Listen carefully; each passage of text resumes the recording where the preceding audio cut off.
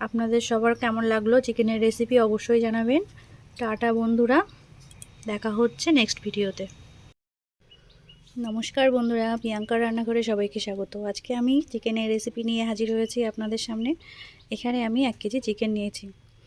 চিকেনটার মধ্যে আমি 2 টুকরো লেবু, পাতিলেবু আর নুন দিয়ে ম্যারিনেশন করে রেখেছিলাম আধ ঘন্টা। দেখুন এর থেকে কতটা জল বেরিয়ে গেছে। এই যে এখন আমি এটা জল ছেঁকে ছেঁকে একটা পাত্রে তুলে নেব। এই যে তুলে নিয়েছি, আর এটা ফেলে দেব।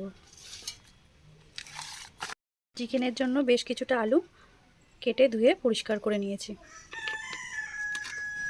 আর এখানে নিয়েছি 3টে পেঁয়াজ কুচি, একটা টমেটো কুচি, 6-7টা কাঁচা লঙ্কা, আদা কুচি, রসুন।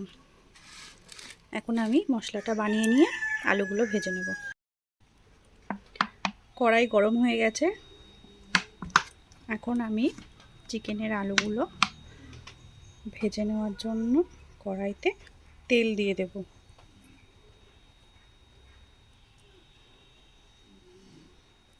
কড়াই গরম হয়ে গেছে, তেলও গরম হয়ে গেছে। এখন আমি আলুগুলো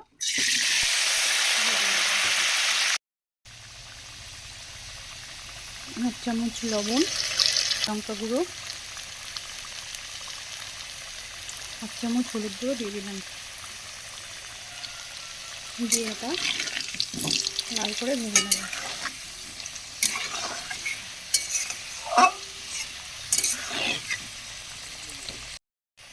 আলু ভাজা হয়ে গেছে, এখন আমি এগুলো তুলে নেব। আলুগুলো তুলে নিয়েছি। ভেজে রাখা আলুগুলো তুলে নিয়েছি। এখন এই তেলের মধ্যে আরেকটু তেল দিয়েছি। এখানে ফোড়নে আমি একটা শুকনো লঙ্কা চিড়ে দিলাম, একটু গরম মশলা, কুচো করে রাখা পেঁয়াজগুলো দিয়ে দিলাম।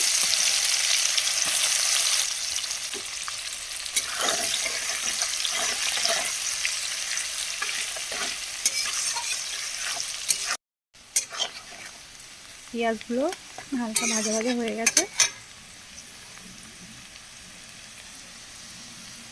এখন আমি রসুনগুলো থেতো করে রেখেছি, এগুলো দিয়ে দিলাম।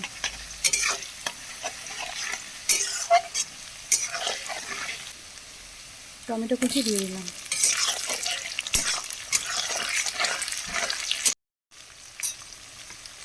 কাঁচা লঙ্কা কুচি দিয়ে দিলাম। 1 চামচ লবণ দিয়ে দেবো।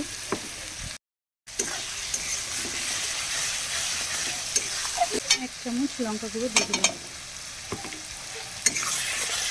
মশলাটা ভালো করে কষানো হয়ে গেছে। এখন আমি এর মধ্যে চিকেনটা দিয়ে দেবো।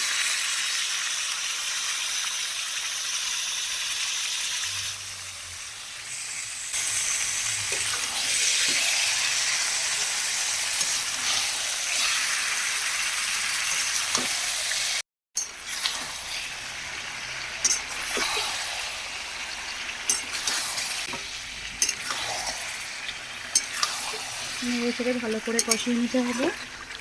এখন আমি কষাতে কষাতে ভেজে রাখা আলুগুলো এর মধ্যে দিয়ে দেবো।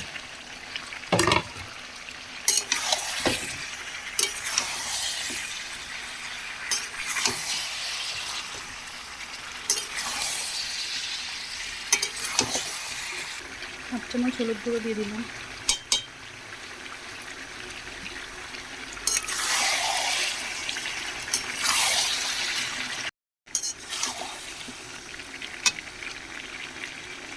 চামচ জিরে গুঁড়ো দিলাম। দিয়ে ভালো করে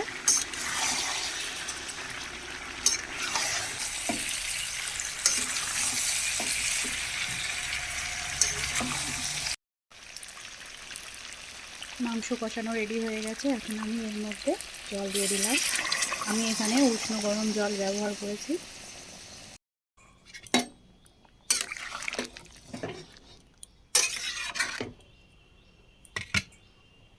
ঢাকা দিয়ে দেব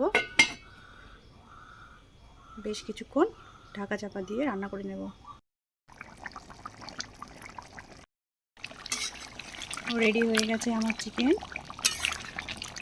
রান্না।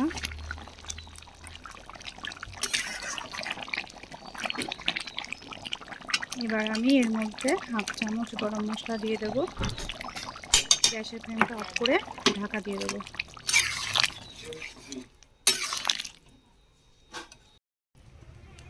নামিয়ে নিয়েছি চিকেন এই পাত্রে। আপনাদের সবার কেমন লাগলো চিকেনের রেসিপি অবশ্যই জানাবেন। টাটা বন্ধুরা, দেখা হচ্ছে নেক্সট ভিডিওতে।